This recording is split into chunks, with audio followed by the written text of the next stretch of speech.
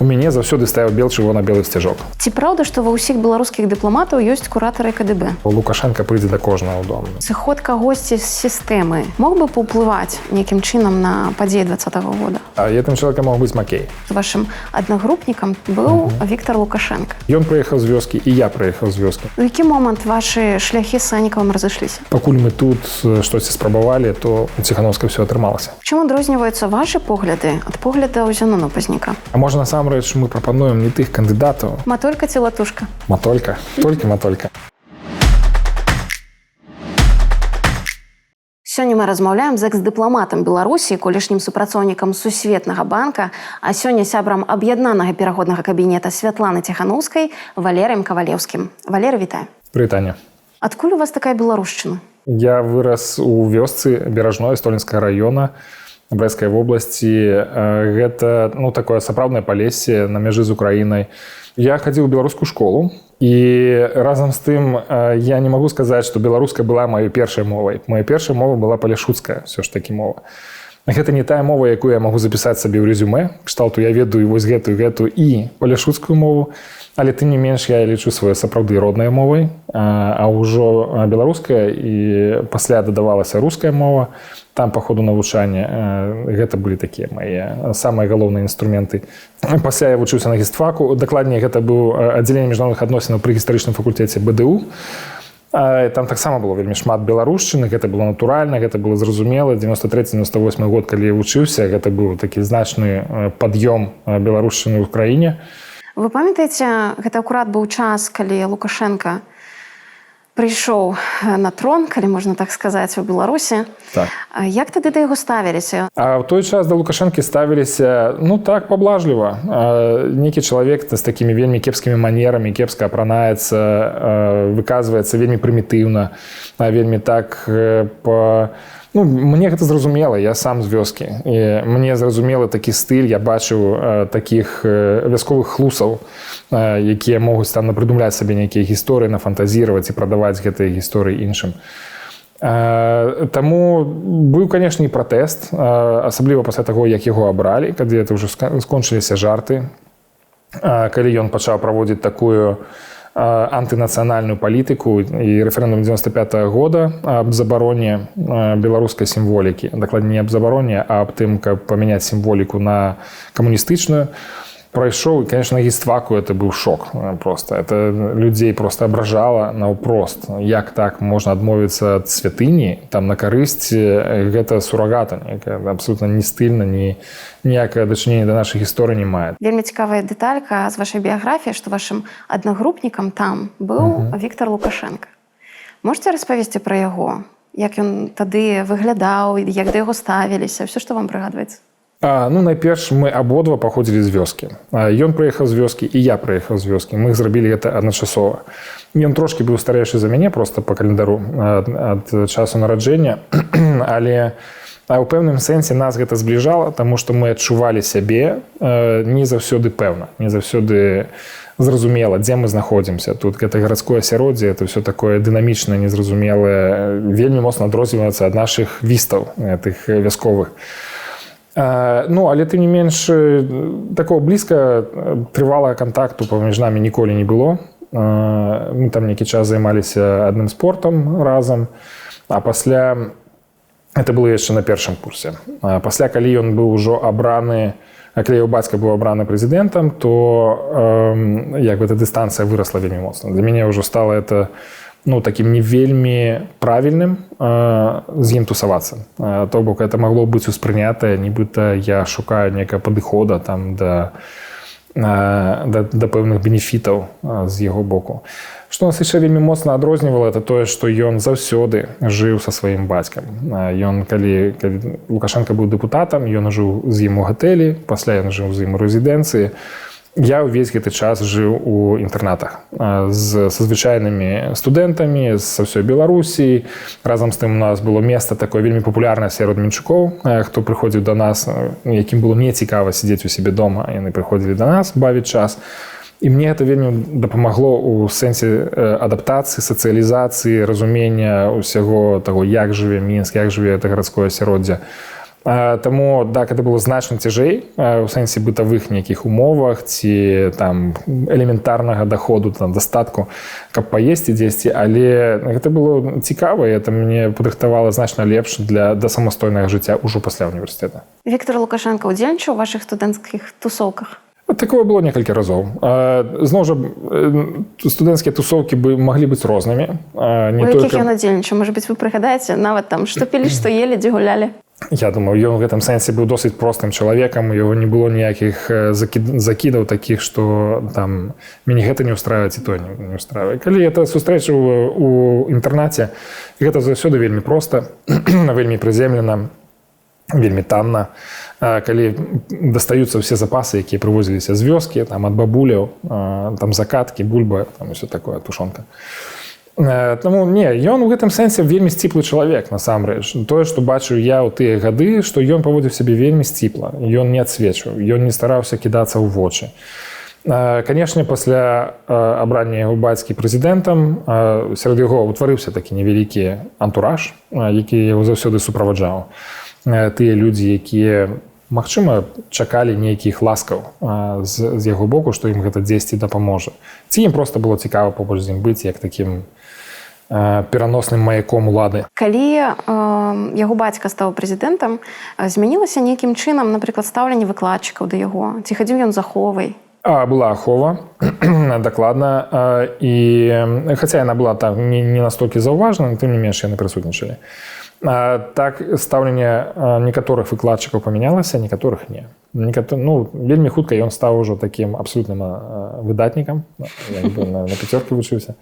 Ад мяне гэта нічого не забірала. Калі ён лічыў, што гэта яго шлях, хай будзе так. Вы ўжо пасля, калі працавалі дыпламатамі, перасекаліся з ім недзе там у калідорах улады? Сапраўды такое было, але гэта было проста перасекчыся, проста сустрэцца, павітацца, там як ты, і ўсё, ісці далей. Вы на ты ці на вы? На ты, канешне. Мы ж равеснікі, мы пачыналі, мы ўсе былі на ты. Як вы зараз бачыце яго ролю ў сістэме? Зараз складана, насамрэч, вызначыць, якая яго роля. Ён доўгі час быў памочнікам па нацыянальнай бяспецы пры сваім бацьку. І што само па сабе вельмі ненармальна, проста ненармальна. Калі такія камбінацыі ўтвараюцца, мы разумеем, што чалавек меў дачыненне да кіравання сілавымі структурамі Беларусі. І за гэтыя годы, калі ён там быў, шмат чаго здарылася вельмі кепска ў выкананні сілавых структур. То бок я разумею, што ён меў дачыненне да гэтых працэсаў. Дзесьці ён у гэтым удзельнічаў, можа спрыяў, можа дзесьці ён спрабаваў гэта змяніць, але гісторыя Беларусі сучасная пры Лукашэнку такая, што сілавыя ведамствы адыгралі негатыўную ролю ў жыцці грамадства, што было вельмі шмат парушэнняў закона, парушэнняў правоў чалавека, беззаконня, якое ўтварылася ў 2020 годзе. Гэта таксама наступствы таго стыля кіравання, да якога спрычыніўся і Віктор Лукашенко. Можете прыгадаць, за каго вы галасавалі ў 94-м, у 2001-м, 6-м, 10-м? У 94-м гэта быў Шушкевіч, у 2001-м... І чаму? Патлумачце адразу. Шушкевіч, чаму? Мне ён здаваўся вельмі зразумелым. Ён вельмі памяркоўны, спакойны чалавек, які не кідаўся ў нейкія крайнасці. Было бачна, што ён шукае кампраміс. Якім ён быў палітыкам у той час, мне было складана зразумець, але мне імпаніраваў яго стыль, такі аб'яднаўчы стыль, што чалавек, які ўмее размаўляць з іншымі людзьмі. Да, у 2001 годзе я галасаваў за Ганчаріка, у 2006 годзе за Міленкевіча, у 2010 годзе за Саннікава. Саннікаў былы дыпламат, мы з аднаго цэху, мы адзін аднаго разумеем. Ён мне таксама імпаніраваў як чалавек, які умее фармуляваць свае думкі, які выдатна адукаваны, у якога выдатны прафесійны досвед. Мінуту таму аддаваў яму голас свой. Пры гэтым з 98 па 2006 год, я правильно не памыляюся, вы працавалі ў МЗС Беларусі. Чаму вы не галасавалі за Лукашэнку? Таму што ён проста мой антыпод. Я не магу проста выносіць этот чалавек, ніколі не мог. З 93 года, калі я ўпершыню пабачыў, для мяне это была просто абсолютно непрымальная на фізічным узроўні фігура. Я просто не магу выносіць яго стыль, яго размову, яго гутарку, яго стаўленне да людзей непаважлівае абсалютна, што ён абражае людзей, ён да іх ставіцца як да сваёй уласнасці. Все гэтыя параметры для мяне робяць абсолютно непрымальным. Я просто непрыемны для мяне чалавек.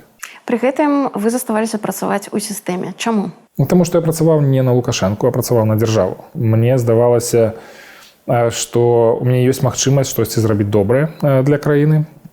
Акрамя гэтага, можа, з гэтай варта было пачаць, што я атрымаў адукацыю спецыялізаваную і пачаў менавіта па ёй, па міжнародных адносінах працаваць у МЗС. І ў той час гэта было раскошай, такое, што ты атрымаў дыплом і працуеш па свайму дыплому, па сваёй спецыяльнасці. Гэта трэба было цаніць і шанаваць.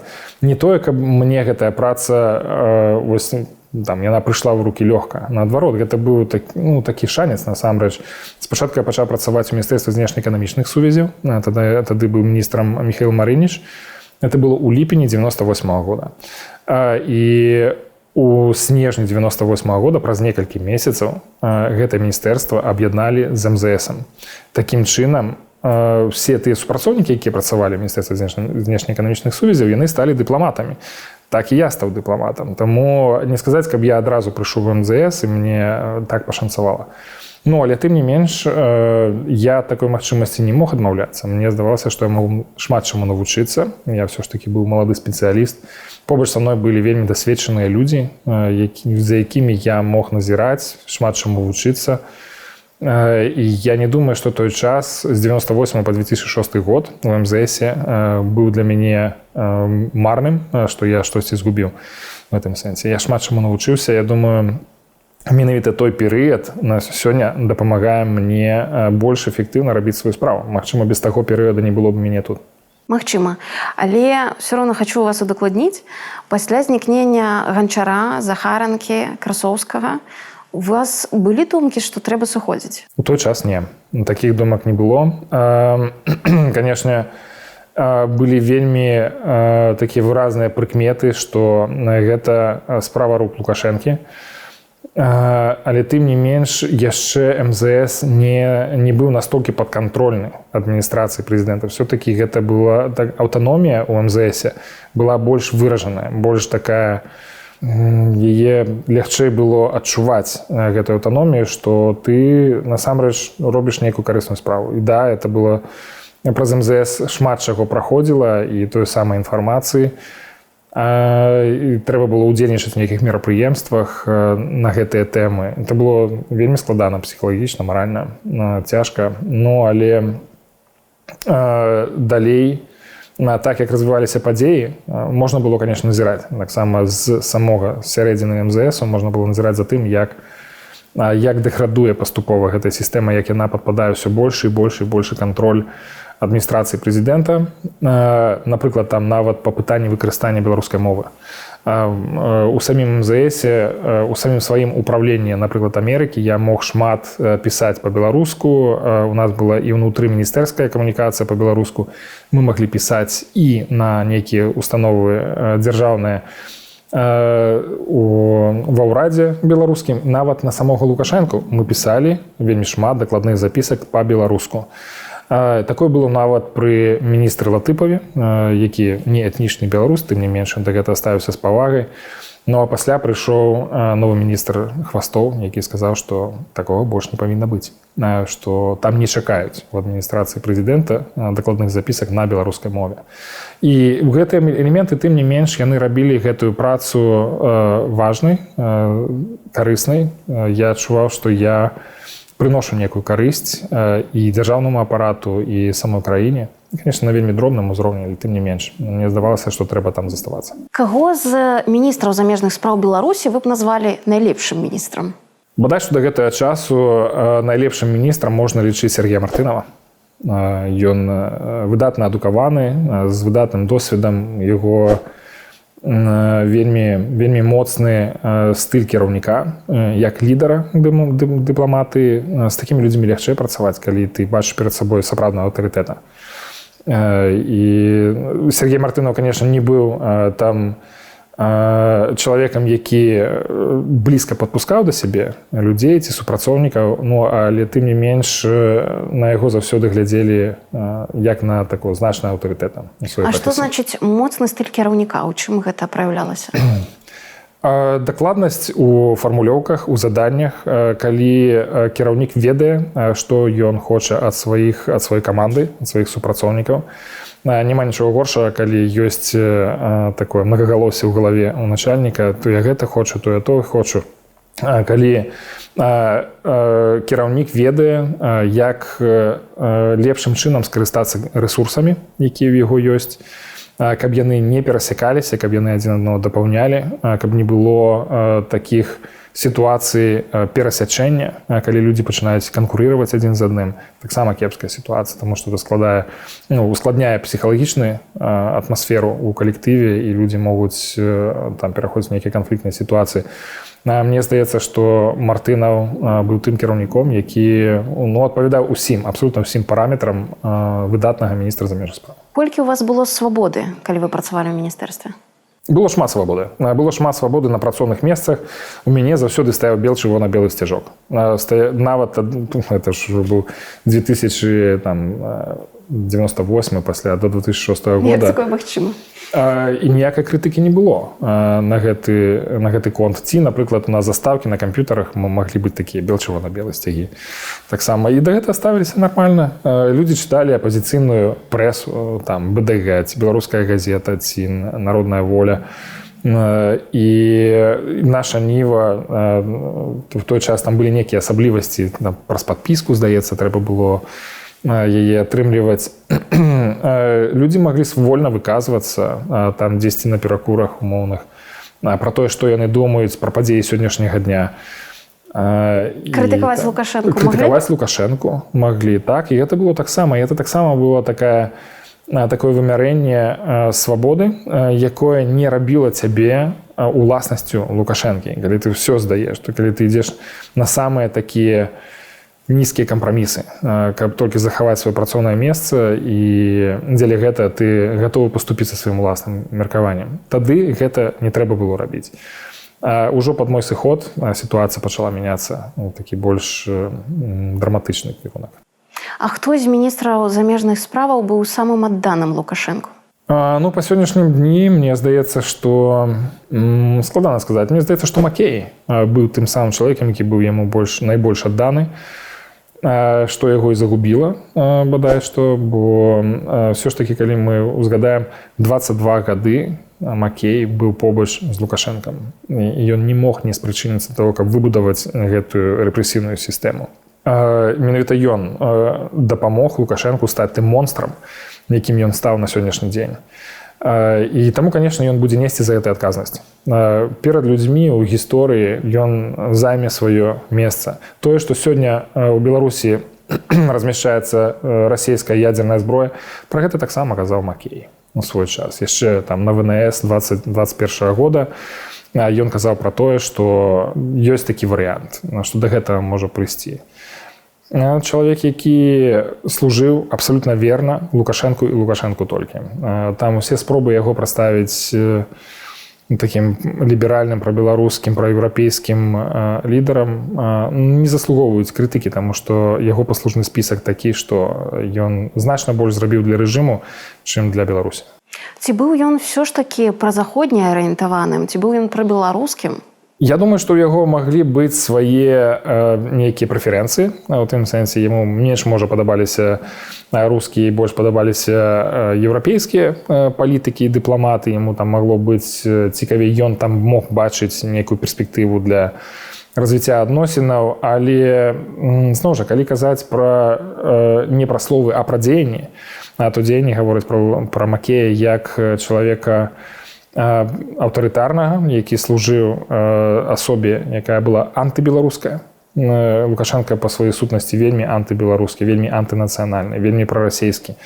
І туды, менавіта туды укідваў Макей свае самыя лепшыя рэсурсы, сваю энергію, свае мазгі, свой час. Таму мне складана назваць яго праеўрапейскім палітыкам ці ліберальным палітыкам, бо ён служыў чалавеку, які абсалютна не прымаў ні лібералізм, ні еўрапейскасць, ні беларускасць. Але як вы думаеце, калі ён выходзіў на публіку ў бел-чырвона-белай вышыванцы, гэта быў яго ўласны выбар, ці гэта быў умоўна такая акцёрская ігра? Называецца публічная дыпламатыя. Калі асабліва ў дыпламатыі гэта папулярная тэма, калі трэба правесці некае мерапрыемства. Да, гэта можа быць нейкі жэст, гэта можа быць там ці вопратка, ці наведаць нейкую выставу, галерэю, ці нейкі канцэрт, сустрэцца з якім-небудзь дзеячом, развесіць карціны ў МЗС. Але гэта не робіць людзей яшчэ сапраўднымі прыхільнікамі беларускасці. Тут я думаю, што былі маніпуляцыі з боку Владзіміра Макея і яго апарату. У яго была магчымасць спыніць антыбеларускія дзеянні ў нашай краіне тады, калі гэта сапраўды было варта і было важна. Ён гэта не зрабіў. А калі ў яго была такая магчымасць? У тым самым 20-м годзе, калі быў такі наезд на фактычна ўсё беларускае, калі пачалі знішчаць усё навокал, той самы купалаўскі тэатр, ці сімволіка стала чымсьці забароненым, хаця і законаў ніколі не прымалася аб забароне сімволікі, ні бел-чырвона-белага сцягу, ні пагоні тым больш. Але ці мог ён паўплываць на гэта? А ці ён спрабаваў? То бок, калі ты не супрацьдзейнічаеш гэтаму злу, ты стаіш проста і глядзіш, як яно здараецца, ты фактычна яму дапамагаеш гэтаму злу здарыцца. У якую версію яго смерці вы верыце? Складана сказаць, это быў спекуляцыі з майго боку, але быў такі цікавы каментарый дзесь у соцсетках, калі з'явілася версія аб яго самагубстве, што насамрэч Владзімір Макей зрабіў сваё самагубства ў жніўні 2020 года. Калі ён згубіў усё. Ён згубіў сваю знешнюю палітыку, якую ён спрабаваў выбудоўваць. Ён згубіў сваё месца ў дзяржаўнай структуры, ў структуры аўтарытарнага рэжыма. І ён згубіў свой твар перад беларускім народам. Фактычна ён стаў банкрутам па ўсіх кірунках. Таму ці гэта была смерць ад натуральных прычынаў, ці гэта было самагубства, але да гэтага моманту Макей прыйшоў абсалютным банкрутам. У Віталя Макея, сына Владзіміра Макея, быў канфлікт з бацькам пасля таго, як ён у 20-м годзе абвясціў пра свой сыход з МЗС Беларусі. Мне наўпрост пра гэта нічого не вядома. Я ведаю пра яго сыход і я бачыў яго допіс, і, канешне, такія крокі моцныя, яны заслугоўваюць павагі. Чаму ён сышоў? Я думаю, па той самай прычыне, як і многія іншыя дыпламаты сышлі, што гэта было проста недапушчальна для яго на маральным узроўні заставацца часткай гэтай сістэмы, якая антыбеларуская і антычалавечая. І МЗС стаў такой часткай, ён цалкам згубіў аўтаномію, цалкам згубіў унутраную свабоду. Там заставалася ўсё менш і менш паветра ўнутры гэтага будынка, ўнутры гэтай сістэмы. І мне падалося, што ад Віталя Макея я б такое мог чакаць, ведаючы яго як вельмі разумнага чалавека. Хочу з вами паговорыць пра Сергея Алейніка, які стаў пераемнікам Владзіміра Макея. Што вы можете пра яго сказаць? Наколькі мне вядома, то гэта не бліскучы дыпламат. Ён такі досыць ардынарны. Ёсць такія дыпламаты, можа не толькі дыпламаты, а ў прынцыпе чыноўнікі, якія высіжваюць сваё месца наверсе, высіжваюць адным месцам. Гэта не людзі, якія здольныя на прынцыповасць, на крэатыў, на бліскучыя нейкія крокі дыпламатычныя. Ён проста высидзеў гэтае месца. Ён быў досыць цярплівым, там, дзе трэба маўчаў, дзе трэба ківаў галавой. І вось так ён і прыйшоў, стаў гэтым міністрам. Я не чакаю ад яго ніякіх прарыўных крокаў абсалютна. Але ведаеце, ёсць такое меркаванне, што насамрэч у той сітуацыі, у якой яго прызначалі, ён быў найлепшым кандыдатам з тых, якія маглі быць. То бок ён не сілавік, не кадыбіст, так? Гэта прафесійны дыпламат. Вы згодныя з гэтым ці не? Ніводзін з людзей, які на сённяшні дзень можа быць прызначаным міністрам замежных спраў пры Лукашэнку, не можа лічыцца аптымальнай фігурай. Гэта той чалавек, які будзе падтрымліваць рэпрэсіі супраць беларускага народу, пабудову гэтага рэжыма. Чалавек, які будзе за вайну супраць Украіны, той чалавек, які не будзе выступаць супраць. А той чалавек, які будзе выступаць за інтэграцыю з Расіяй. Так, умоўна кажучы, інтэграцыю, за збліжэнне далейшае. На сённяшні дзень, калі мы бачым новыя расійскія войскі заходзяць у Беларусь, калі размяшчаецца ядерная зброя, і Алейнік гэтаму не проста маўчыць, ён гэтаму садзейнічае, каб гэта адбывалася. Я не магу назваць яго аптымальнай фігурай. Я думаю, што гэта такі самы злачынца, як і Лукашенко, які саўдзельнічае ў разбурэнні нашай дзяржавы і ў падаўленні нашага народа. А сённяшняя роля МЗС беларускага яна ў чым? Касметычная роля збольшага. На сённяшні дзень адносіны Беларусі у рэжыму Лукашэнкі са знешнім светам вельмі моцна скараціліся, звузіліся там літаральна да некалькіх краін. Для параўнання, некалькі дзён у Менску знаходзіўся міністр замежных спраў Зімбабве. Гэтым часам Святлана Ціхановская сустракалася в Вашынгтоне з найвышэйшымі дзяржаўнымі асобамі. Сёння да яе ў офіс прыязджала міністрка замежных спраў Францыі Катрін Калана. Прыязджала дэлегацыя з Рады Еўропы, якая рыхтуе спецыяльны даклад па міграцыйных праблемах беларусаў. І вось гэта павестка, якой жыве Святлана Ціхановская, якой жыве рэжым Лукашэнкі на сённяшні дзень. Ведаю дакладна, што маральны дух у МЗС вельмі нізкі. Тыя людзі, якія там засталіся, яны пашлі на самыя нізкія кампрамісы з тым, каб адмовіцца ад самых сябе дзеля таго, каб атрымліваць там гэтыя сярэбранікі. Што вы можете прыгадаць пра колішняга міністра замежных спраў Беларусі Урала Латыпова? Ён быў з 98 по 2000 год, акурат калі вы прыйшлі ў МЗС. Так, вельмі добра адукаваны, вельмі выхаваны чалавек, вельмі уважлівы, я б сказаў, мяккі чалавек у сэнсе менавіта стылю, не таго, што ім можна было там маніпуляваць, кіраваць, а ён ніколі не дазваляў сабе нейкіх рэзкіх рэакцый, такіх уважліва слухаў і трапна выказваўся па ўсіх пытаннях. Мне здаецца, ён таксама быў выдатным міністрам, які ведаў сваю справу, і яго добра атрымлівалася працаваць і з людзьмі, і з партнёрамі. Калі паглядзець на паходжанне Латыпова, Мартынова, яны не з Беларусі, так яны не народжаныя ў Беларусі, не выхаваныя тут, на нашай зямлі. Як вы думаеце, чаму такіх людзей ставілі на ключавыя пасады?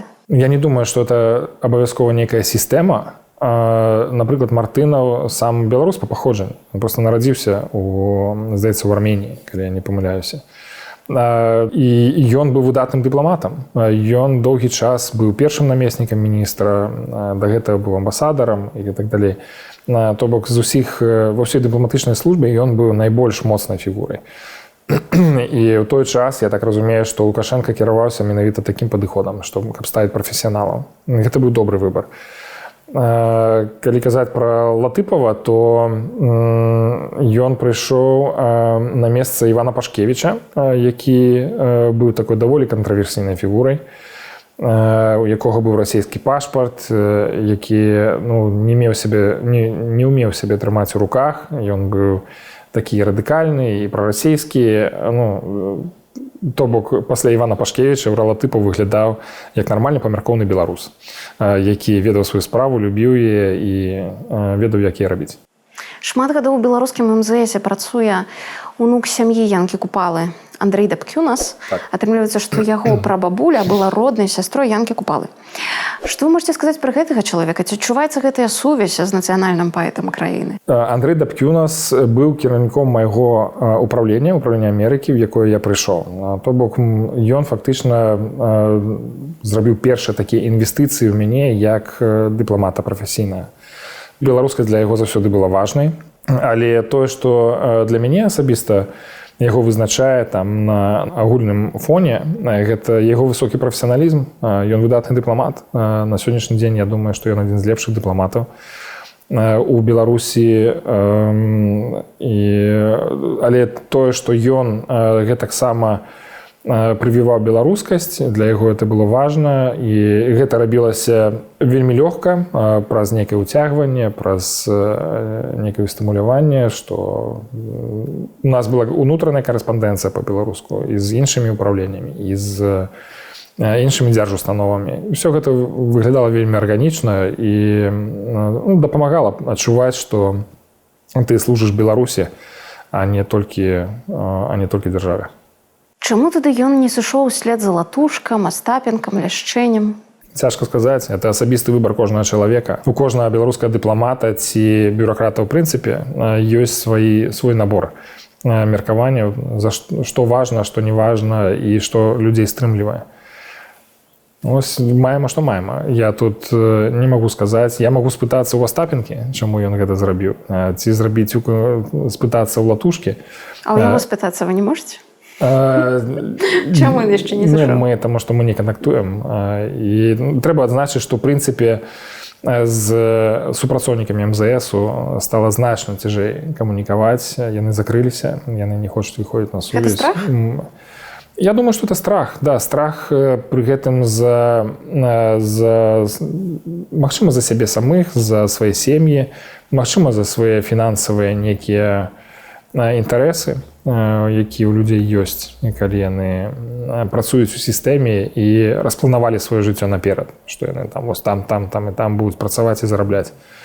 Таму кантакты з МЗС на сённяшні дзень вельмі моцна ускладненыя. Як вы думаеце, сыход кагосьці з сістэмы мог бы паўплываць нейкім чынам на падзеі 2020 года? Думаю, што да. Гэтым чалавекам мог быць Макей. А менавіта ён. Таму што ён увасабляў у сабе гэты празаходні ліберальны толк у дзяржаве. Але мала было проста сысці. Трэба было таксама далучацца да пратэсту, да новага гэта дэмакратычнага руху. Я думаю, што у Макея былі б выдатныя перспектывы як палітыка дэмакратычна. Што вы думаеце пра дэпутата Андрэя Савіных? Гэта таксама на фізіялагічным узроўні я не могу ўспрымаць гэтага чалавека. Ён проста непрыемны, брыдкі чалавек. Чаму? Ён заўсёды кепска ставіўся да людзей. Я гэта адчуваў ад яго, што калі ён яшчэ быў прэсавым сакратаром, то як ён выказваўся пра людзей, пра пратэстоўцаў, гэта былі менавіта тыя моманты, якія запомніліся найбольш. Мне падавалася, што ён да людзей ставіцца як ніжэйшых за сябе, як невартых павагі. І пасля яго лінія, яго выказванні, на сённяшні дзень ён таксама з'яўляецца проста та фігура, якую я б хацеў выходзіць у жыцці. Чаму, як вы думаеце, ён пагаджаецца граць такую ролю, можна сказаць, клоуна, так? Таму што увесь інтэрнэт проста рагатаў, назіраючы за тым, што ён там сябе ўяўляў у Вене на парламенцкай асамблеі, так? Як сябе паводзіў, як прэзентаваў Беларусь. Навошта ён гэта робіць, як вы думаеце? Это частка яго жыцця, кар'еры, светапогляду. Для яго это нармальна. Ён па-іншаму не ўмее проста. Таму думаю, што для яго это адбываецца арганічна. У яго ёсць гаспадар, якому ён служыць. Калі трэба будзе рабіць так, ён будзе рабіць. Калі трэба будзе танцаваць, спяваць, плясаць, ці яшчэ што. Ён будзе гэта рабіць таксама. Ці праўда, што ва ўсіх беларускіх дыпламатаў ёсць куратары КДБ? Я не ведаю пра ўсіх, но ёсць людзі, якія маглі прыходзіць на працу там у МЗС, ці прасіць нейкія сустрэчы, якія распытвалі там. Людзі з КДБ? Да, людзі з КДБ. У амбасадах таксама могуць часам быць людзі з КДБ, часам не. Я маю на ўвазе штатныя супрацоўнікі, якіх ты ведаеш, што яны адносяцца да той структуры. Можаце распавесці, як выглядае гэта ўзаемадзеянне з КДБ, так? Што іх цікавіць, напрыклад, у працы МЗС? Цікавіць аналітыка, цікавяць веды пра людзей, якія не трапляюць у аналітыку. Таму што у дыпламатаў заўсёды больш свабоды ў гэтым сэнсе, калі параўноўваць з КГБшнікамі. Мы можам сустракацца самымі рознымі людзьмі, мы не павінны шыфравацца, мы адчуваем сябе вольна, мы можам абменьвацца нейкімі думкамі, меркаваннямі. Это тое, што яны не могуць рабіць. Ці яны вельмі баяцца гэта рабіць, каб іх не засвяцілі. Гэтаксама, напрыклад, як параўноўваць, напрыклад, у міжнародных праектах могуць быць афіцыйныя структуры, мовна кажучы, сусветны банк ці нейкія амбасады, а недзяржаўныя арганізацыі могуць рабіць тую самую справу, і ў іх значна больш прасторы. Калі дыпламату, каб выехаць, замежнаму дыпламату, заходняму асабліва, каб выехаць з амбасады дзе-небудзь на бліжнім усходзе, трэба ахова і 10 машын суправаджэння, то супрацоўнік НДА можа выехаць спакойна, не прывабліваючы нейкую увагу, сустрэцца з кім яму хочацца. У пэўным сэнсе гэта параўнанне справядлівае і для дыпламатаў, калі параўноўваць іх з супрацоўнікамі КДБ. У вас асабіста, персанальна былі нейкія кантакты з гэтымі людзьмі? Конечно. Можете прыгадаць нейкія сітуацыі, як гэта выглядае, якая інфармацыя іх цікавіла? Інфармацыя, якая іх цікавіць, гэта заўсёды сфера дзейнасці. Іх цікавяць людзі, персанальныя характарыстыкі людзей. Хто што думае, як сябе паводзіць, якія слабыя бакі. Это все тое, што складае такі партрэт чалавека, псіхалагічны партрэт, прафесійны. Для іх важная такая інфармацыя. Вы абавязаны былі гэта пісаць, ці вы маглі адмовіцца? Это было не пісаніна, это былі проста сустрэчы, там нейкія. Ну і больш за тое, там у амбасадзе, напрыклад, у нас былі штатныя супрацоўнікі, якіх ты ведаў, і ты проста мусіў з імі абмяркоўваць нейкія справы. Але гэта было ўсё легітымна, это не было нейкім там заходам. Это было ўсё па працы, заўсёды было па працы. Але людзі называюць гэта такім стукацтвам, вы згодныя? Я думаю, што ёсць розныя сітуацыі, калі людзі могуць і пісаць нейкія паперы, там збіраць нейкую інфармацыю. Мне з такім сутыкацца не даводзілася. Я не магу сказаць, што мне дакладна гэта не трэба было рабіць. Я не магу сказаць, што хтосьці на мяне калісьці штосьці пісаў. Магчыма, я там быў занадта наіўны і не заўважаў гэта, але такіх сітуацый у маім жыцці не было, калі б я мог спраўдзіць, што там хтосьці на мяне штосьці мог пісаць. І вы не пісалі? Я не пісаў. Хачу згадаць той час, гэта быў пачатак 2000-х, калі ў Расіі Пуцін прыйшоў да ўлады. Як тады да яго ставіліся ў беларускай дыпламатыі? Досыць станоўча. Новы твар, які паводзіў сябе вельмі ліберальна. У тыя часы, на пачатку 2000-х, у яго былі такія неблагія задаткі. Калі казаць пра прафесійную маю сферу дзейнасці, то якраз такі я ў той час быў у Вашынгтоне у амбасадзе, і тады прымаўся акт аб дэмакратыі ў Беларусі, і там, напрыклад, былі такія палажэнні ў праекце, яшчэ ў тэксце, які, здаецца, не прайшоў на гэтае сіта, але быў заклік да кіраўніцтва Расійскай Федэрацыі паўплываць на Александра Лукашэнку з тым, каб у Беларусі адбывалася дэмакратызацыя. То бок у той час Расія ўспрымалася як такі лідар дэмакратычнага працэсу ў рэгіёне.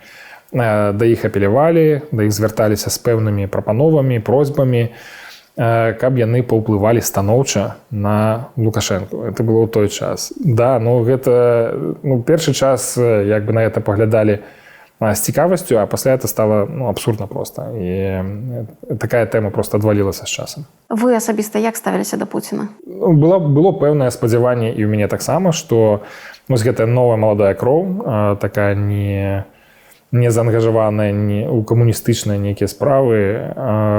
Проста новы малады лідар, які можа штосьці зрабіць для нашага рэгіёна. Але гэта скончылася прыкладна ўжо там, можа, у 2002 годзе, калі стала зразумела, што у Пуціна зусім іншая праграма. Я думаю, што іракская вайна стала для яго такім акном магчымасцяў, якое скінула з яго пэўныя аковы, і ён зразумеў, што ён знаходзіцца ў вельмі такім агрэсіўным міжнародным асяроддзі, дзе ёсць насамрэч вельмі шмат магчымасцяў. Таму вось гэта ўварванне Злучаных Штатаў у Ірак, яно стварыла новыя ўмовы для людзей, як Пуцін, які паглядзеў на сябе так, як на такога сціплага прэзідэнта сціплай краіны, якая толькі што яшчэ нядаўна была супердзяржавай. І на гэтым фоне падумаў, чаму б мне там не падумаць пра штосьці такое амбітнае, што мяне будзе вылучаць на агульным фоне. І гэтаму, конечно, дапамаглі і вельмі хуткі рост цэн на нафту, на міравыя, тое, што дало таму самому Пуціну значныя рэсурсы, каб рэалізоўваць свае амбіцыі. Якія ўстаноўкі тады былі ў МЗС? З кім сябраваць, куды дарогі пракладваць, каго наадварот бокам выходзіць? Мне заўсёды шчасціла працаваць з заходнімі краінамі, са Злучанымі Штатамі у прыватнасці. То быў першыя 5,5 гадоў свайго прафесійнага жыцця я менавіта займаўся Злучанымі Штатамі. Што насамрэч было таксама не выпадковасцю, таму што я ў універсітэце займаўся Злучанымі Штатамі, я цікавіўся гэтай тэматыкай, таму для мяне было нармальна цікавіцца менавіта адносінамі са Злучанымі Штатамі, што ў іх там адбываецца, і шукаць кантактаў там. Чаго беларуская ўлада хацела ад ЗША тады? Якіх стасункаў? Заўсёды трэба былі інвестыцыі, грошы, падтрымка. Тое, што заўсёды клапаціла рэжым, это тое, што было недастатковасць прызнання з боку Злучаных Штатаў і заходніх краінаў увогуле. бо насамрэч легітымнасць Лукашэнкі ўжо пасля выбараў 2001 года была недастатковай. Ужо былі пытанні пра тое, што каго ён насамрэч прадстаўляе, ці ён выйграў тыя выбары, ці ён прайграў. Самыя выбары адбыліся на 2 гады пазней, чым яны меркаваліся не ў 99 годзе, а ў 2001 годзе. Карацей, пытанне было процьма. І гэта ўсё турбавала Лукашэнку, ўжо былі там нейкія палітычная ізаляцыя, адмежаванне ад Лукашэнку там і там. Пачаліся такія працэсы, якія на сённяшні дзень ужо выйшлі на пік, але яны заўсёды прысутнічалі. Вось гэта дэфіцыт легітымнасці Лукашэнкі фактычна прысутнічала і туды. Колькі вы зараблялі тады ў МЗС, колькі вам плацілі? У першы час гэта было, можа, там $40 на месяц. З чым гэта можна параўнаць? Я проста зусім не ведаю. Тады ў 98 годзе ўсе зараблялі вельмі мала. Там былі вельмі нізкія заробкі. Што можна было сабе дазволіць на $40? Я думаю, што не вельмі шмат, конечно, мне падтрымлівалі сям'я, але я калі ўжо звальняўся з МЗС у 2006 годзе, то гэты заробак быў прыкладна 600. Сябры, калі вам спадабалася гэтае відэа, калі ласка, пастаўце лайк. Гэта дапаможа нам трапіць у тренды Ютуба, і больш людзей зможа пабачыць гэтае і іншае нашае відэа. Дзякуй, што вы з намі. У 2010 год хочу з вами перанесціся. Гэта праўда, што вы везлі тады грошы Саннікаву перадавалі? Не, это неправда. Вы Саннікава якім чынам падтрымлівалі? Вы былі ў яго камандзе ці блізкія з яго камандай? Я там насамрэч выконваў нейкія вельмі дробныя паслугі, там дзесьці нейкую рэкламную прадукцыю забраць і адвесці ў іншае месца, там у штаб. І это ўсё. І гэта таксама адзін з такіх момантаў, які мяне вельмі раздражняў, што як можна было патрапіць у такія праблемы з такую драбніцу. Калі там ужо пасля выбараў прыйшлі з КДБ да мяне, проста таму, што яны запеленгавалі нумар тэлефона, яны па нумару мяне вылічылі, прыйшлі да мяне і, ўсё, з гэтай пачаліся мае такія сур'ёзныя праблемы. Это не было нейкі гераізм, там, ці не было нешта выбітнае, там я не напісаў нейкі выступ, ці нейкі палітычны мемарандум для Саннікава, які яму дапамог у кампаніі. Не, это было просто нешта вельмі бытавое. Там, тут забраў сюды, адвёз, дапамог просто там, каб звязаць людзей і ўсё. У які момант вашы шляхі з Саннікавым разышліся? Насамрэч, яны так ніколі не сыходзіліся, таму што нават калі я яму дапамагаў у гэтай кампаніі, мы з ім ніводнага разу не бачыліся.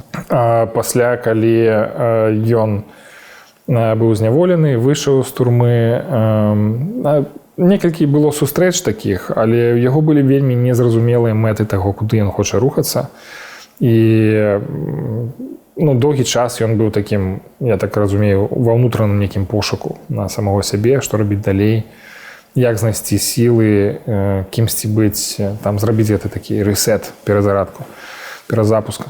Таму ён проста не быў такой актыўнай фігурай, якая да сябе прыцягвала людзей.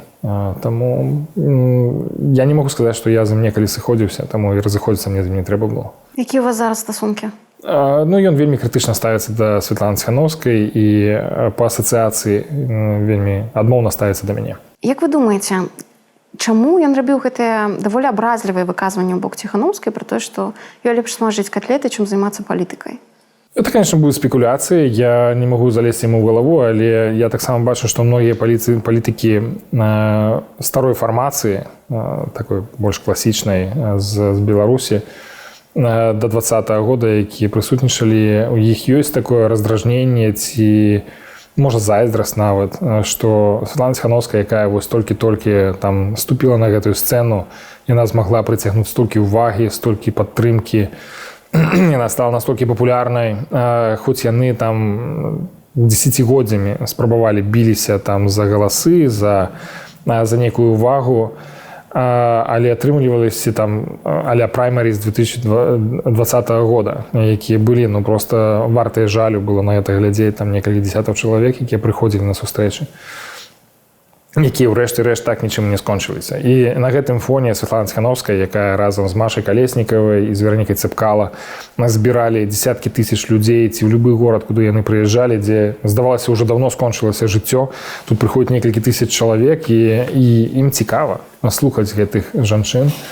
Таму шмат і не толькі Саннікаў, а іншыя некаторыя так абразліва ставяцца да яе, спрабуюць яе прынізіць і такім чынам спадзяюцца на тое, што яны стануць вышэйшымі за яе. Гэта ніколі больш не здарыцца. Яго ёсць сваё месца ў гісторыі, яго таксама варта цаніць, але праз такія падыходы, праз такія метады ён ніколі не даможацца павагі ці новага месца ў беларускай палітыцы. Але слухайце, як вы думаеце, чаму, напрыклад, Лябедзька ідзе і дапамагае Ціханаўскай рабіць справу, а Пазняк, Саннікаў, яны не проста стаяць у баку, яны стаяць у апазіцыі і стараюцца знішчыць Ціханаўскую? Для мяне Лябедзька таксама стаў адкрыццём пэўным такім. Я заўсёды яго ведаў, канешне, ніколі асабіста не ведаў, але это такое імя, якое там кожны дзень ты яго сустракаеш дзесьці.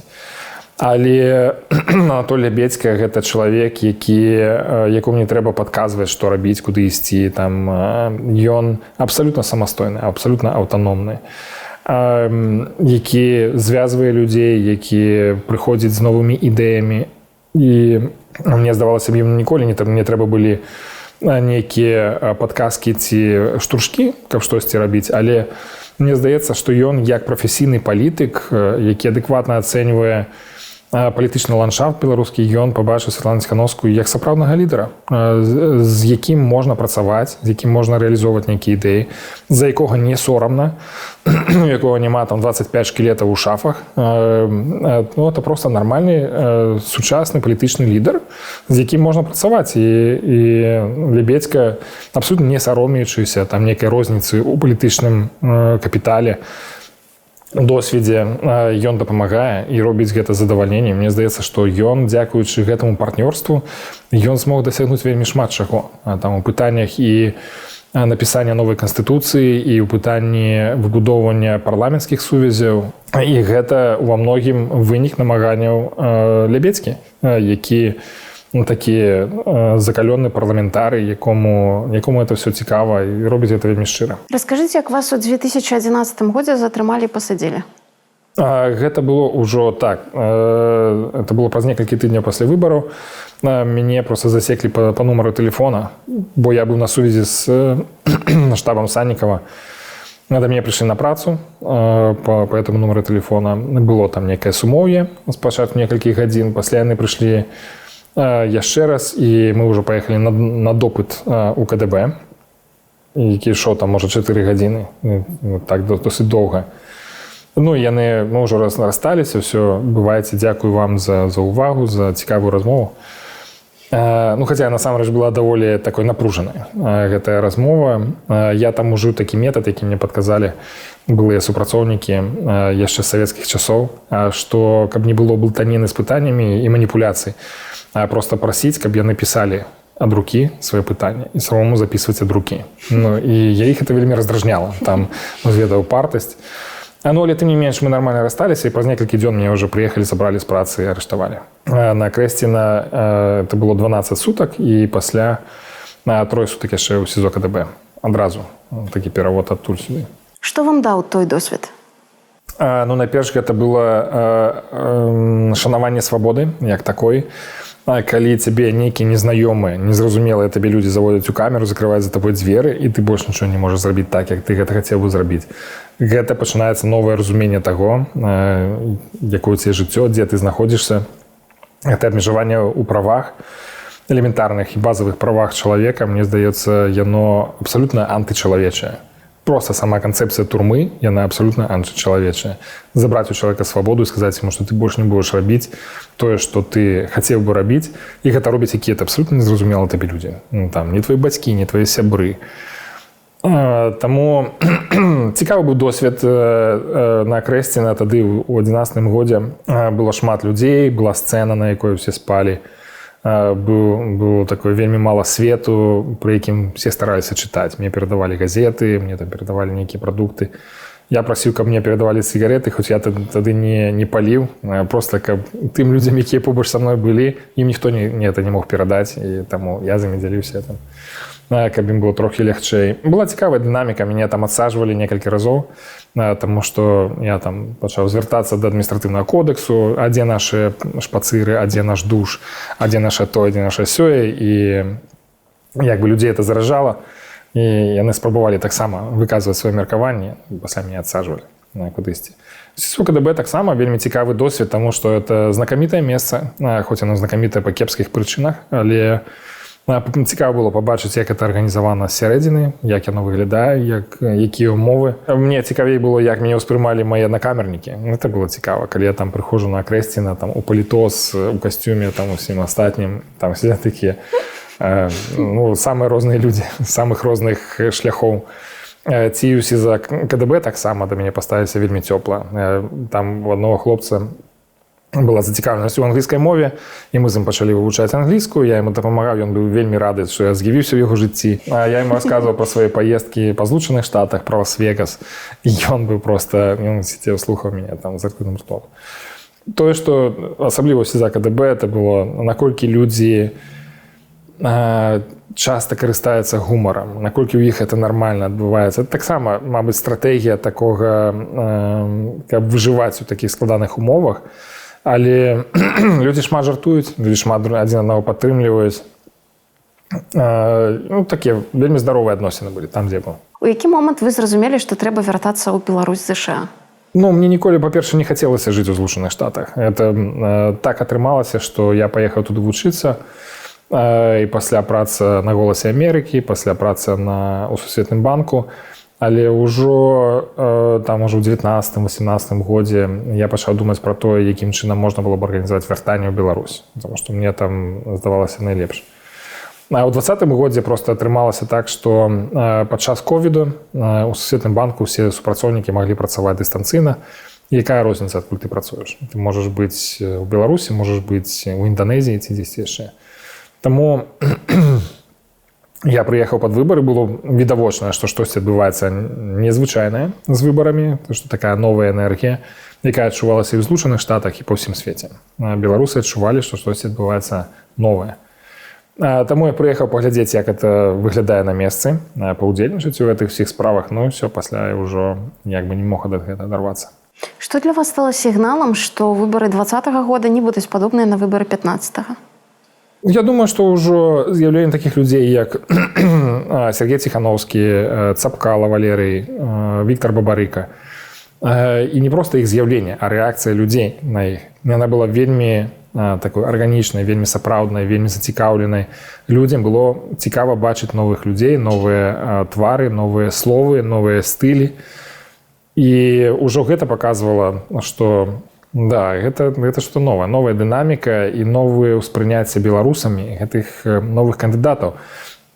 Яшчэ, здаецца, дзеці ў 10-м ці 15-м годзе, я калі думаў пра вынікі выбараў, мне здавалася, што ці нават у 10-м годзе яшчэ, мне здавалася, а можа насамрэч мы прапануем не тых кандыдатаў для беларусаў, што яны проста іх не ўспрымаюць, не рэагуюць на іх так, як нам хацелася б. Яны проста не электрыфікуюць гэтых людзей, яны іх не заражаюць нейкімі станоўчымі часцінкамі, якія прымушаюць людзей за іх заўзець, выходзіць за іх, змагацца за іх. Просто такія фігуры, да, якасныя, з добрай адукацыяй, але яны не запальвалі. Яны не звязваліся з нейкай на такой энергіяй людской. Тыя самыя там Саннікаў ці Міленкевіч, я ўжо не кажу там пра Ганчарыка. Годныя былі кандыдаты, але не было такой сувязі, калі б яны запальвалі у людзей тыя сэрцы. А ў 20-м годзе было шмат такіх людзей. І Святлана Ціхановская, як працяг гэтай гісторыі першых гэтых трох кандыдатаў, Ціхановскі, Цапкала, Бабарыка, яна ўвасабіла ў сабе канцэнтрыравана ўсё гэта, і 3 жанчыны, якія сталі такой альтэрнатывай гэтаму дзеду, які непаважліва ставяцца да ўсіх на свеце, а тут выходзяць такія 3 прыгожыя светлыя жанчыны, якія адразу прыцягваюць да сябе ўвагу. Таксама можна паглядзець на тое, як хто галасаваў за яе. За яе галасавалі ўсе. Там без аніякага падзелу. Там ці па ўзросту, ці па полу, ці па дастатку.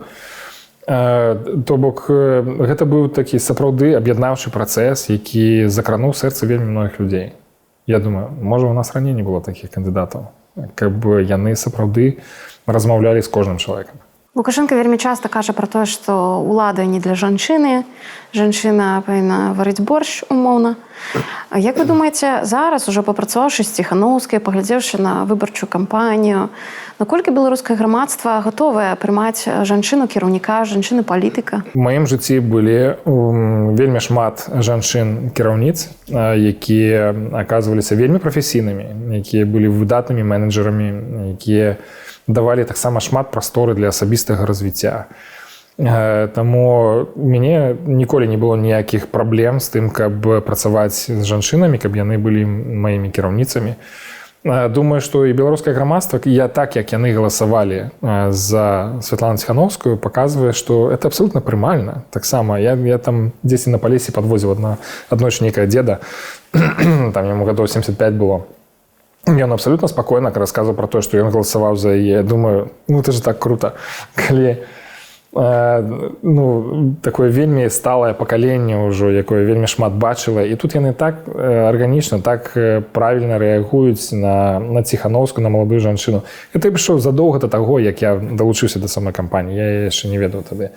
Але мне было цікава бачыць, што гэта не толькі айцішнікі, это не толькі жанчыны, это не толькі маладыя людзі, якія галасавалі за яе. Это аб'яднала грамадства, насамрэч. Яе фігура аб'яднала грамадства тады, і менавіта таму быў такі ўсплёск з гэтых эмоцый. Вы хадзілі на ўсе маршы ў жніўні, якія былі людзьмі зладжаныя пратэсты, такія акцыі солідарнасці. Вам было страшна? Не, мне не было страшна. Мне не было страшна, таму што побач са мной было столькі людзей, якія былі светлымі, прыгожымі, якія адзін аднаго цанілі. Было бачна, як людзі адзін аднаго глядзелі. Просто все аднаго былі влюблёныя в тыя моманты. І это была такая сапраўдная эйфарыя, конечно, за якую мы зараз плацім, магчыма. Але тым не менш, тыя дні таксама яны былі варты таго, каб іх бачыць, каб іх пражыць. Якое ваше самае моцнае ўражанне з тых часоў? Бадай, што гэтае мора людзей і тое, як людзі адзін да аднаго ставіліся. Што людзі проста адзін аднаму усміхаліся. Там яшчэ некалькі тыдняў таму мы маглі адзін аднаго не заўважаць на вуліцах, там ці не усміхнуцца, ці не павітацца. А тут людзі проста былі рады адзін аднаму. У які момант вы зразумелі, што, на жаль, перамен пакуль што не будзе? Я б сказаў, што і на сённяшні дзень мне няма такого адчування, што перамен не будзе. Я да гэтага часу застаюся, не сказаць аптымістам, таму што это такое заезжанае слово, але я веру тое, што мы рухаемся ў вельмі складаным кірунку, і будзе яшчэ шмат урокаў, і можа быць шмат страт, але мы рухаемся ў тым кірунку. Эта справа не скончылася, рэвалюцыя не скончылася. Але дзесьці ў верасні, я магу сказаць, у верасні 2020 года мне падалося, што калі ўсё будзе развівацца такімі тэмпамі, то Лукашенко прыйдзе да кожнага ў дом. Ён нікога не пакіне без увагі, без таго, каб не адпомсціць за гэтую смеласць, за яго уласны страх, які ён адчуў тады. І мне падавалася, што нам трэба штосьці было рабіць, каб спыніць вось гэтыя разгоны, спыніць такую тактыку выціскання цэнтральных пратэстаў у раёны, пасля з раёнаў у двары, там, з двароў у кватэры. Пасля ў кватэрах ужо нават немагчыма было там белую паперку павесіць.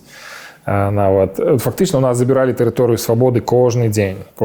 Там паступова, вельмі упарта, вельмі жорстка, але гэта было мэтанакіравана. І тут, в гэтым сэнсе, мы прапусцілі той момант, калі маглі гэтаму супрацьдзейнічаць. Ніхто не ведае, як гэта рабіць, насамрэч. У які момант вы выехалі з Беларусі? Гэта было 7 снежня 2020 года. Я ўжо таго часу атрымаў прапанову прыехаць на інтэрв'ю да Святланы Ціханаўскай. Я тады ўжо атрымаў візу і прыехаў. Хочу згадаць стварэнне аб'яднанага пераходнага кабінета Святланы Ціханаўскай. Ну, гэта ж быў кампраміс, каб задаволіць амбіцыі ўсіх, хто туды ўвайшоў. Я б не сказаў, што это быў толькі кампраміс. Это найперш быў адказ на новы кантэкст, у якім мы жылі. Гэта кантэкст вайны супраць Украіны, у якім Беларусь стала саагрэсарам, і трэба было неяк на гэта рэагаваць. Было зразумела, што тыя метады, тыя структуры, якія ў нас існавалі да гэтага часу, яны не могуць справіцца з той праблемай, якая перад намі стаіць. І таму кабінет ён быў заяўлены яшчэ 24 лютага 22 года, калі Светлана Ціхановская звярнулася з гэтай пракламацыяй пра тое, што набярэ на сябе адказнасць і што будзе створаны такі пераходны кабінет. То бок гэта не было пытанне кан'юнктуры, это было пытанне разумення таго, што трэба гэта рабіць. Пасля, як ужо фармаваўся сам склад кабінета, там былі пэўныя кампрамісы, там былі і перамовы такія зацягнутыя, але в прынцыпе, было зразумела, да чаго гэта ідзе. Чаму не ўдаецца пераканаць Зяленскага будаваць стасункі з дэмісіламі Беларусі? Я думаю, што найперш трэба разумець, што украінцаў зараз зусім іншая парадыгма. Яны глядзяць на жыццё зусім іншымі вачыма. Яны кожны дзень губляюць людзей, кожны дзень разбураюцца іх гарады. Ім трэба перамагаць. Для іх самыя каштоўныя людзі сёння – это тыя, хто ім дапамагаюць практычна. Хтосьці матэрыяльна, хтосьці са зброяй у руках. Гэта тыя людзі, якія для іх важныя і з тым, з якімі яны хочуць мець нейкія справы.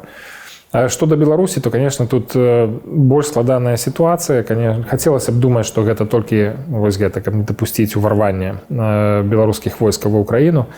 Але мы разумеем, што Лукашенко на сённяшні дзень абсолютна не валодае сам сабой. Ад пачатку вайны Лукашенко зрабіў усё, што ад яго патрабаваў Пуцін. Усе патрабаванні, усе просьбы былі выкананыя. Не было ніякіх патрабаванняў аб уводзе беларускіх войскаў, таму і не было адмовы. Само беларускае грамадства, яго стаўленне да вайны спыніла ад гэтага рашэння і Лукашенко, і Пуцін, якія разумелі, што такім чынам можна згубіць цэлага саюзніка ў гэтай вайне, Беларусь. Але Лукашенко застаецца падначаленым, ім валодае Пуцін. І вось гэта сітуацыя з размяшчэннем ядзернай зброі Расіі ў Беларусі, яна толькі пацвярджае, што Лукашенко цалкам згубіў сваю суб'ектнасць, цалкам згубіў здольнасць да прыняцця сваіх самастойных рашэнняў. Тое, як нават Пуцін паведаміў пра гэта, там на нейкім інтэрв'ю, на нейкім тэлеканале, так мімаходам, нібыта ён расказваў навіны нейкай сваёй губерніі, тульскай, напрыклад. Ён так выказваўся пра нашу краіну. Пра нашу краіну, якая з'яўляецца незалежнай, суверэннай. І Пуцін сабе дазваляе такія рэчы, это было проста абраза. Насамрэч, я думаю, што і Пуцін таксама, Лукашенко таксама гэта рызанула, якім чынам ён даведаўся пра такія рэчы. Хаця, магчыма, это было ўзгоднена нейкім чынам, але зроблена гэта было так мімаходам, так зняважліва. Як вы думаеце, ядзерная зброя будзе размешчана на тэрыторыі Беларусі? Я б сыходзіў менавіта з негатыўнага сцэнарыю для таго, каб адэкватна рыхтавацца да яго. Каб гэта не стала нейкім непрыемным сюрпрызам, што мы ўсе спадзяваліся, што гэта не здарыцца, а яно чамусьці здарылася. У амерыканцаў ёсць такое добрае выказванне, якое, я думаю, можа кожнаму з нас згадзіцца ў жыцці.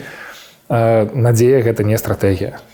Можна спадзявацца на самае лепшае, але яно ніколі не адбудзецца, калі мы штосьці не робім для гэтага. Гэта праўда, што цяпер Украіна блакуе ўдзел Ціханаўскай у міжнародных сустрэчах высокага ўзроўню?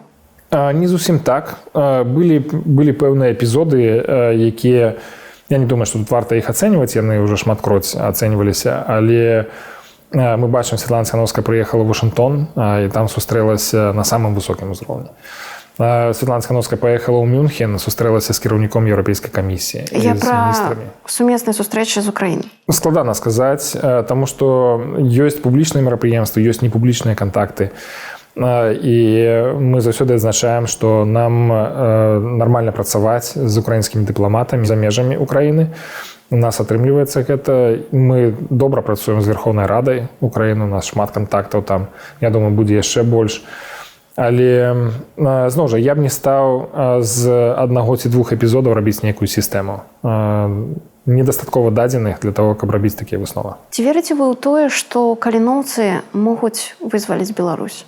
Я думаю, што мы все по-свойму спрычыньваемся да гэтага, што мы ў гэтым удзельнічаем кожны дзень. Нават калі мы сёння не бачым гэтага прагрэсу, мы ў гэтым удзельнічаем. Гэтаксама, як это робяць каліноўцы. Калі казаць ужо пра зброю ў руках, вельмі складана сказаць. Мы не можам прадказаць, як будуць развівацца падзеі. Ніхто не мог сказаць, што там яшчэ тыдзень таму, што будзе такая заява ад Пуціна пра замяшчэнне ядзернай зброі ў Беларусі. А цяпер мы гэта маем. Просто вельмі складана ўявіць, што Украіна раз скажа раптам там разварочваемся і зараз ідзем вызваляць Беларусь. Навошта ім гэта трэба? Ну, таксама разумеем, што каліноўцы — это каліноўцы, і хоць яны частка ЗСУ, Збройных сіл Украіны, але все ж таки гэта не ўся армія Украіны, якая стала б у гэтым прымаць удзел некі. Таму я не бачу, як на сённяшні дзень Украіна пайшла б на такі крок, каб ісці ваяваць супраць Беларусі. Таму што як бы у іх ёсць падставы для гэтага, бо з тэрыторыі Беларусі прыйшла агрэсія, прыйшла смерць, але трэба будзе яшчэ паглядзець, як скончыцца гэта вайна. Яна яшчэ вельмі далёкая ад сканчэння. І перш чым думаць пра тое, як Украіна ці каліноўцы будуць вызваляць Беларусь, трэба яшчэ дамагчыся таго, каб была вызваленая Украіна. Чым адрозніваюцца вашы погляды ад поглядаў Зенону Пазняка? Можете патлумачыць? Я думаю, што ў нас ёсць пэўныя супадзенні, але ёсць вельмі шмат адрозненняў.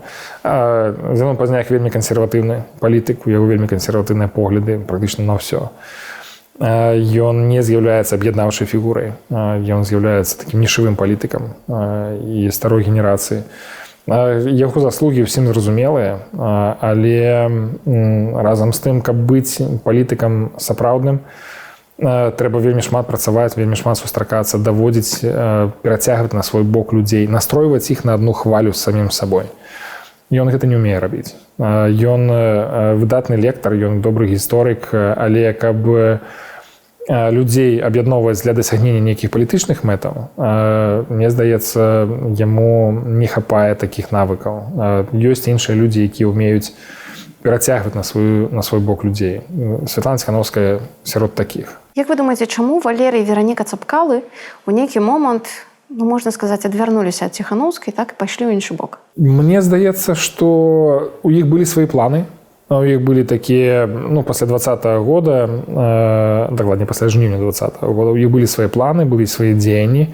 Яны дзейнічалі досыць аўтаномна у тых умовах, калі Святлана Ціханаўская фактычна сама сябе спрабавала выцягнуць з гэтай багны эмацыйнай, такой арганізацыйнай, і становіцца самастойнай адзінкай, самастойным палітыкам. Валерый і Вераніка куды больш дасведчаныя, з большымі рэсурсамі, са значнымі сувязямі міжнароднымі, і яны, іх выглядала, што ў іх ёсць свае планы, ёсць свая нейкая стратэгія, але калі яны пачалі рэалізоўваць гэтую стратэгію, то ў іх не шмат што атрымалася.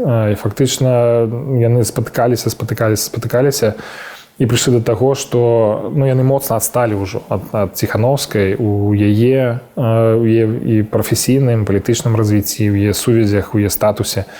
І ў нейкі момант ім гэта стала поперак. Проста яны звярнулі на гэта ўвагу, што пакуль мы тут штосьці спрабавалі, то у Ціханаўскай ўсё атрымалася. Зараз у якіх стасунках яны з офісам? У нас ёсць нейкія такія спарадычныя кантакты, але нічога сістэмнага. Хочу зачитаць вашу цытату, ваше выказванне адносна Паўла Латушкі.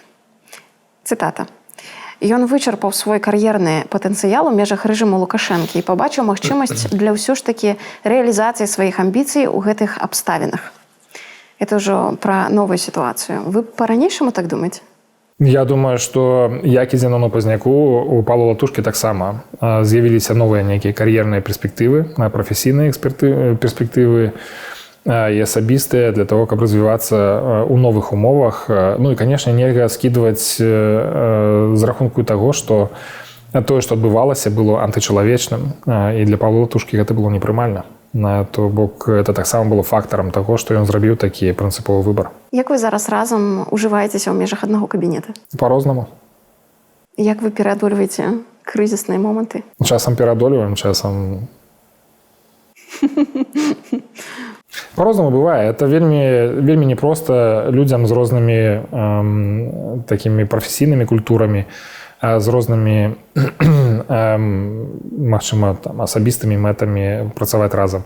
У гэтым і складанасць кабінета. Яго было складана скласці разам. Яму зараз таксама трэба знаходзіць нейкія ўнутраныя рэсурсы для супрацы. Але вельмі шмат што атрымліваецца, калі мы робім гэта разам. Офіс Ціханаўскай, кабінет пераходны часта крытыкуюць за тое, што, маўляў, вельмі шмат сустрэч міжнародных, дыпламатычных, але збольшага ўсё ідзе кшталту там у эфір на тэлебачанні, і гэтым нібыта абмяжоўваецца. І вось пытанне ў тым, што, напрыклад, рэальна дала сустрэча з самым уплывовым палітыкам свету Джо Байденом? Ну, у той момант это сапраўды была вельмі сімвалічная сустрэча. Вельмі было важна, каб Святлана Ціхановская сустрэлася з самым уплывовым палітыкам. У гэтым быў яго практычны сэнс гэтай сустрэчы. Гэта была сустрэча і размова двух людзей, якія проста сустрэліся, і ім было цікава адзін аднаго паглядзець, паслухаць, таму што кожны з іх штосьці прадстаўляе каштоўнае і важнае. Святлана Ціхановская побачила перед собою президента Злучених Штатів Джо Байдена. Джо Байден, президент Злучених Штатів, побачив перед собою Святлану Ціхановську, яка шмат чим ахвярує, яка з'являється прикладом мужності, відданості і своєму мужу, своїй сім'ї, і своїй країні. І то, як усприймає Святлану Ціхановську в Злучених Штатах чи в інших місцях, ну, це сапраўднае захапленне. Ёй говорить вельмі теплые словы, як людзі захапляюцца і як ганарацца тым, што ведаюць яе. Гэта людзі, якія вельмі высокага палёту. Яны сябе ў гэтым сэнсе не стрымліваюць. Таму у гэтым практычны сэнс, таму што ёсць таксама такі аспект, як фактычна цябе спраўджваюць на самым высокім узроўні. І калі ты сустракаешся з прэзідэнтам Злучаных Штатаў, значыць, ты можаш сустрэцца з кім заўгодна. Бо ты прайшоў ужо самы жорсткі фільтр для таго. Там глядзяць за кім, сочыць за тым, з кім сустракаецца Байден. І гэта усталяванне адносінаў таксама вельмі важна для таго, каб дасягаць вынікаў практычных у сваёй справе. Вельмі важны падмурак. У Злучаных Штатах вельмі важна, як людзі выбудоўваюць свае адносіны адзін з адным, як яны адзін аднаго адчуваюць, слухаюць, як яны падтрымліваюць гэтыя пастаянныя кантакты. Таму это быў таксама практычны такі аспект гэтай сустрэчы. Як вы думаеце, як можна вызваліць палітвязня? Суперскладанае пытанне. Конечно, кожны з нас марыць пра той дзень, калі ўсе палітвязні выйдуць на волю. Для гэта шмат робіцца перш на ўсё праз той ціск, які аказваецца на рэжым. Бо спадзяванне такое, што рана ці позна гэтая сума ціску, яна дасягне такога ўзроўню, што рэжыму проста не будзе куды адступаць, а як ісці насустрач, на нейкія перамовы. Пакуль гэтая ціску апынулася недастаткова для того, каб вызваляць людзей масава, але это не ад таго, што мы не гатовы да дыялогу, это ад таго, што рэжым не хоча гэтага дыялогу. Тое, пра што мы размаўлялі на пачатку, што такое адчуванне, што рэжым пераходзіць все больш і больш у наступ. Яны здабываюць нейкую сваю новую упэўненасць у тым, што вось гэта той шлях, па якаму трэба ісці. Новая ідэалогія, новыя структуры палітычныя, новы кантроль над дзяржавай і грамадствам. І ў гэтых умовах яны проста не разглядаюць палізняволеных як дастатковую некую прычыну для занепакоенасці сваёй уласнай. Я думаю, што яны па-ранейшаму разглядаюць іх як закладнікаў, як тых людзей, якімі можна будзе гандляваць у пэўны час, але пакуль яны трымаюць гэты інструмент пры сабе, але яны не гатовыя да таго, каб весці сапраўдную некую гутарку. Як вы думаеце, што можа даць Захад у абмен на вызваленне палітвязняў Лукашэнкам? І якія краіны маглі б выступіць тут, можа быць, некімі медыятарамі, пасярэднікамі? Я думаю, это не тое, што чакае Лукашенка, што ён хацеў бы пабачыць з боку Захаду. Яму хацелася б прызнання. Яму хацелася, каб яго пакінулі ў спакоі, каб все змірыліся з тым, што ён застаецца на сваім месцы. Праблема ў тым, што такія гісторыі мы бачылі ўжо раней. Сапраўды, Захад пагаджаўся на тое, што будзе Лукашенка, што ён сам сабой застаецца, але у выніку такіх камбінацый, такіх здзелак Лукашенка выходзіў мацнейшым. З кожнага крызіса такога ён выходзіў все больш і больш моцным, аўтарытарная сістэма станавілася все больш жорсткай. І тыя граблі, на якія ўжо шматкроць наступілі нашы заходнія партнёры, яны больш не згодны. Яны хочуць бачыць справы, а не верыць словам. Это тое, на што разлічваў бы Лукашенка, што яму зноў могуць паверыць на слова. Кім вы бачыце сябе ў новай Беларусі? Я больше себе просто дома. Я вернуся додому, а там будем вырашаць, што будзе рабіцца далей. Міністрам замежных спраў, прэзідэнта, можа быць? Калі думаць пра свае ўласныя кар'ерныя перспектывы ў будучым, гэта будзе ўплываць на прыняцце рашэнняў сёння. І ты будзеш думаць не пра тое, як дамагчыся некага выніку сёння ў твоей справе, а пра тое, як гэта адаб'ецца на тваіх шансах стаць кімсьці ў будучым. Таму да мяне гэтыя думкі не ідуць, я іх не падзываю. Мне добра жывецца і так, без таго, каб яшчэ марочыцца там сваімі пытаннямі будучай кар'еры. Хочу таксама запытаць пра ваш цікавы досвед працы ў сусветным банку. Гэта такое штосьці мала зразумелае для беларусаў, большасці, мне так здаецца. Можете расказаць, што гэта за праца? Умоўна, у колькі пачынаецца працоўны дзень, у колькі сканчваецца, чым вы там займаецеся? Як гэта выглядае? Гэта досыць звычайная офісная праца. У цэнтры Вашынгтона такі некалькі будынкаў сусветнага банку. Вялікая арганізацыя, прыкладна 30 000 чалавек там працуе. Гэта лічыцца адным з самых лепшых працадаўцаў у Вашынгтоне, менавіта па умовах працы, па заробках. Выдатнае месца з вельмі інтэрнацыянальным калектывам. Там ёсць людзі з усіх краін свету, з імі можна сустрэцца. Я працаваў якраз такі на афрыканскім кірунку, то бок мяне абкружалі збольшага людзі адтуль, хаця не зусім так, было шмат еўрапейцаў, амерыканцаў. Але тое, чым я займаўся распрацоўкай інвестыцыйных праектаў у галіне прыродных рэсурсаў і навакольнага асяроддзя і блакітнай эканомікі. У краінах Афрыкі, у Інданезіі. І нашай задачай было распрацоўка такіх праектаў, якія дапамагалі б змагацца з беднасцю, але таксама аднаўляць прыродныя рэсурсы, якія знішчаюцца менавіта праз беднасць. То бок людзі, якія там жывуць, у іх няма іншых рэсурсаў. А каб выжываць, яны вымушаныя знішчаць і жывёльны свет, і раслінны свет. І ўсё гэта прыводзіць да вельмі кепскіх наступстваў для ўсяго асяроддзя і для саміх людзей, конечно. Вот такая вельмі цікавая, насамрэч, вельмі такая праца, якая прыносіла задавальненне кожны дзень. Якога парадку заробкі там плацілі? Ой, калі так вельмі агульным выказацца чынам, то, як казалі, спецыяліст сярэдняга звяна, не кіраўнік, а спецыяліст, зарабляў на ўзроўні амерыканскага сенатара. Які самыя экзатычныя шляхі у вас там былі? Гэта бадай, што Бурунді, самая экзатычная краіна, самая такая закрытая, досыць аўтарытарная таксама. То, дзе я быў, Замбія. Да гэта я яшчэ быў у Танзаніі, Кенія, Ліберыя. Таксама быў у Ліберыі. Што для вас Афрыка? Можете расказаць для людзей? Што гэта такое? Што там шакуе, здзіўляе, захапляе? Для мяне это найперш калыска нашай цывілізацыі, чалавецтва ўвогуле. Мы адтуль усе пайшлі, згодна з тымі версамі, якія ёсць, дзе людзі жывуць досыць простым жыццём, якое насамрэч не так ужо моцна і адрозніваецца ад таго, як людзі жывуць дзе-небудзь у беларускіх правінцыях. У тым сэнсе, што так, канешне, ёсць і ўзровень нізкай беднасці, і абмежаваны нейкія рэсурсы, але разам з тым это вельмі працавітыя добрыя людзі, якім цікава бачыць гасцей, якім цікава расказваць пра сваю краіну, пра сваё жыццё. У іх ёсць такая традыцыя, што гасцей сустракаюць танцам. У іх яны робяць такі танец, які абсолютно не змушаны, ён такі нармальны. То есть это іх традыцыя такая.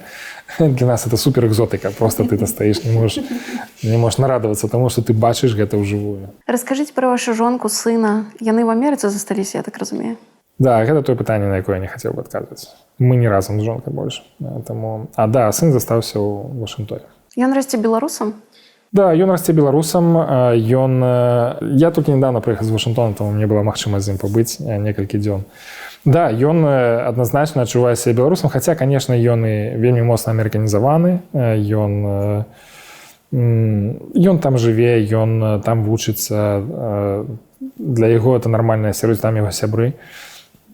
Але тым не менш, яму важна падкрэсліваць сваю такую сувязь з нашай краінай. І для мяне это вельмі важна. Я з ім заўсёды размаўляю па-беларуску, таму ад нараджэння. Усё разумее і размаўляе? Ён размаўляе трохі, але, канешне, практыкі яму не стае, таму у нас часам бываюць такія камбінацыі, калі я з ім па-беларуску, он са мной па-англійску. Мы адзін аднаго разумеем, это вельмі важна. І для мяне асабліва каштоўна, што для яго беларуская мова ўсё адно родная. Да, можа, ён не можа карыстацца напоўніцца, як мы з вами, але ён яе ўспрымае як сваю. Для яго няма некага такого бар'ера, як у некаторых беларусаў, калі чуюць беларускую мову, і ім это можа рэзаць слух. Махатма Ганді ці Кастусь Каліноўскі? Кастусь Каліноўскі. Чаму? Таму што ён наш. Нейтралітэт ці НАТО? НАТО. Чаму? Ну, таму што гэта сапраўдная бяспека. А нейтралітэт гэта эфемернае штосьці, это тое, што не прынясе на выніку. Мы фактычна ўжо адмовіліся ад нейтралітэту. Рэжым перайшоў на бок Расіі, мы перайшлі на бок Украіны. Канцэпцыя нейтралітэту не спрацавала. Адна дзяржаўная мова ці дзве дзяржаўныя? Адна дзяржаўная мова. Медыцына дзяржаўная ці прыватная? Я думаю, што это можа быць змешаны варыянт, это будзе абсолютно нормально. Такія камбінацыі існуюць паўсюдна. Парламенцкая ці прэзідэнцкая рэспубліка? Парламенцкая. Чаму?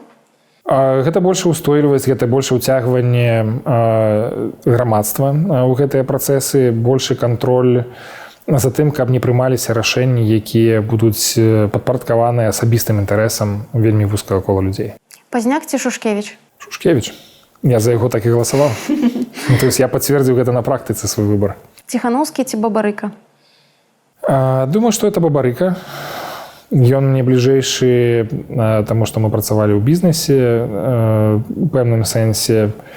Ну, тут адназначна адказу я б не стаў даваць, складана сказаць. Я не ведаю асабіста ні аднаго, ні другога, але мне было цікава і каштоўна назіраць за тым, як яны заводзілі людзей, як яны вялі за сабой. Матолька ці Латушка? Матолька. Толькі Матолька. Вашынгтон ці Нью-Йорк? Вашынгтон. Чаму? Я там пажыў 11 гадоў. Мне зразумелы і камфортны гэты горад, хаця у Нью-Йорка свая энергія, і там таксама час ад часу трэба з'яўляцца, каб нагадаць сабе пра гэтую энергію. Ну, але Вашынгтон – гэта такое месца, это, лічым, мекка для спецыялістаў па міжнародных адносінах. Там ёсць усё. Это проста як для гурманаў, горад для гурманаў у галіне знешняй палітыкі. Настойка белавежская ці гарэлка два буслы? Я б сказаў, што ўсё ж такі настойка. Да, травяныя вось гэтыя напоі, яны такія больш цікавыя. Паход у грыбы ці на рыбу? На рыбу. Дранікі з мукой ці без? Без розніцы, дайце мне проста дранікаў. Дзякуй вам за размову. Дзякуй вам. Сябры, дзякуй, што даглядзелі гэтае відэа да канца. Гэта вельмі высокая ацэнка нашай работы. Калі вам спадабалася і заявіліся ідэі, думкі, каментары, пакідайце іх пад гэтым відэа. А таксама падпісвайцеся на наш канал, каб не прапусціць новыя выпускі на канале ТОК. Дзякуй, што вы з намі.